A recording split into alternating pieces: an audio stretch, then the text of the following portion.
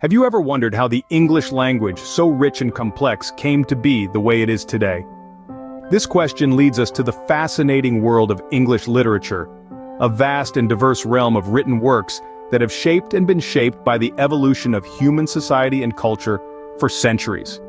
English literature is more than just a collection of books, poems, plays, and essays. It's a living, breathing testament to human creativity, thought, and emotion. It's a mirror that reflects the triumphs, tragedies, hopes, and fears of countless generations.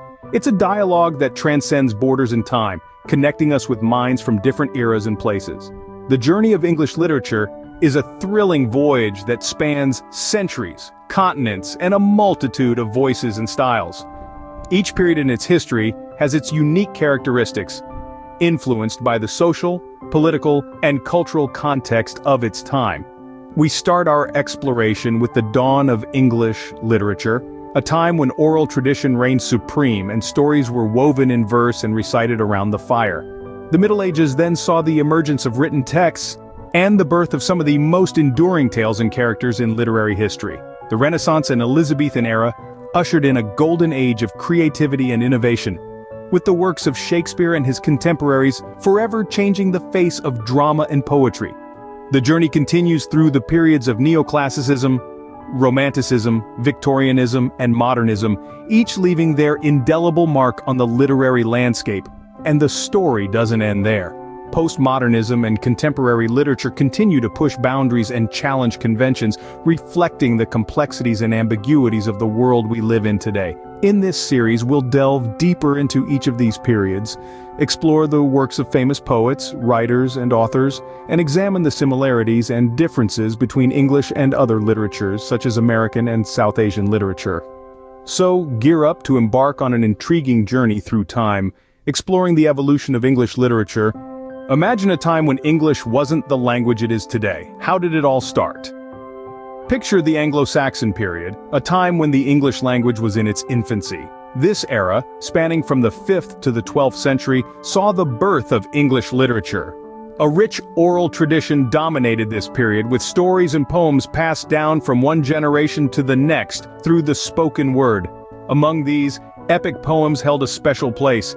They were grand, sweeping tales of valor and heroism, often revolving around legendary warriors and their heroic feats. Consider Beowulf, one of the earliest and most significant works of English literature. This epic poem, brimming with adventure and bravery, encapsulates the spirit of the Anglo-Saxon period. These tales weren't just stories, they were the seeds from which English literature sprouted, and thus began the journey of English literature, rooted in the oral tradition and epic tales of heroism. What happens when a language evolves amidst invasions, religious upheaval, and social change?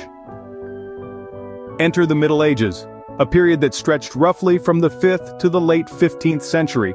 This era was a crucible of transformation, not just for society and politics, but for the English language and literature as well. The Middle Ages witnessed the Norman Conquest, a historical event that left an indelible imprint on the English language. William the Conqueror, the Duke of Normandy, invaded England in 1066, bringing with him the French language and culture. This invasion resulted in a hybrid language known as Anglo-Norman, which was spoken by the ruling classes while Old English continued to be spoken by the common people. As the centuries rolled on, these linguistic influences melded together, giving birth to what we now call Middle English. This was a period of linguistic evolution, where the language became more simplified and the vocabulary expanded with Latin and French influences. Now you might be wondering, what about literature? Well, this was also the time when some of the most enduring pieces of English literature were created. The Middle Ages gave us the likes of the Canterbury Tales, a collection of stories written by Geoffrey Chaucer, often hailed as the father of English literature. This seminal work is not only remembered for its engaging storytelling and diverse cast of characters, but also for its use of Middle English, a testament to the linguistic evolution of the time. Chaucer's tales, full of wit, humor, and social commentary, provided a snapshot of medieval life and its complexities. They also showcase the power of the written word, setting the stage for future generations of writers to explore, experiment, and express.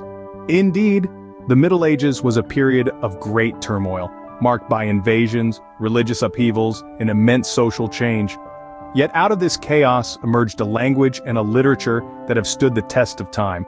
The Middle Ages, a period of great turmoil, gave birth to some of the most enduring pieces of English literature. How did literature change when the world began to view itself differently in light of new discoveries and humanist thinking? This question brings us to the era of the Renaissance, a period of cultural, artistic, political, and economic rebirth that spanned from the 14th to the 17th century. This was a time when the world began to shrug off the shadows of the Middle Ages and bask in the light of new knowledge and understanding. The Renaissance was a time of great intellectual ferment and cultural innovation. It was an era when the human spirit soared, and the world was viewed not as a dark and forbidding place, but as a stage for human achievement and potential. This shift in perspective had a profound impact on English literature. During the Renaissance, the sonnet was developed, a poetic form that would become a hallmark of English literature. Inspired by the works of Petrarch, an Italian scholar, the sonnet was a 14-line poem that dealt with themes of love, beauty, and morality. This form was embraced by many English poets, but none more so than William Shakespeare, whose sonnets are still celebrated for their depth of emotion and linguistic beauty. Shakespeare's works, in fact, are perhaps the most enduring legacy of the Elizabethan era, the latter part of the Renaissance in England. Shakespeare's plays and poems are a testament to the humanist spirit of the time, exploring the depths of human emotion and the complexities of the human condition.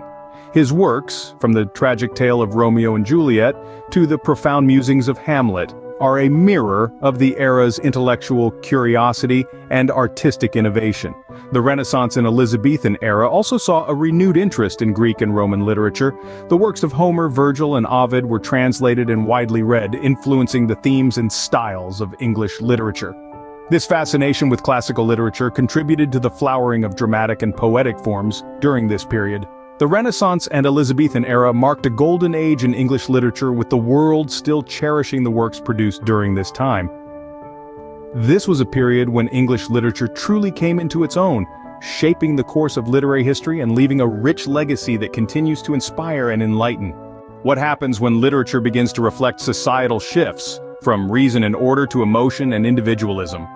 In the late 18th century, the English literary world began to experience a seismic shift. Neoclassicism, with its focus on order, logic, and rationality, gave way to Romanticism, a movement characterized by emotion, individualism, and a love for the natural world. Neoclassicism, which had dominated the early part of the century, was heavily influenced by the classical ideals of ancient Greece and Rome. It championed reason, logic, and order, and was defined by its strict adherence to traditional forms and structures. Writers like Alexander Pope, with his sharp wit and satirical commentary, epitomized this era. But as the century wore on, a new school of thought began to emerge. Romanticism, as it came to be known, was a reaction against the Industrial Revolution and the scientific rationalization of nature. It was a movement rooted in emotion, imagination, and a yearning for the sublime beauty of the natural world. Key figures in this transition were poets such as William Wordsworth and Samuel Taylor Coleridge. Wordsworth, with his lyrical ballads, sought to capture the beauty of nature and the depth of human emotion in simple, everyday language. Coleridge, on the other hand, delved into the realm of the fantastical and supernatural, pushing the boundaries of imagination and creativity. Then there was Jane Austen, a novelist who straddled the line between neoclassicism and romanticism.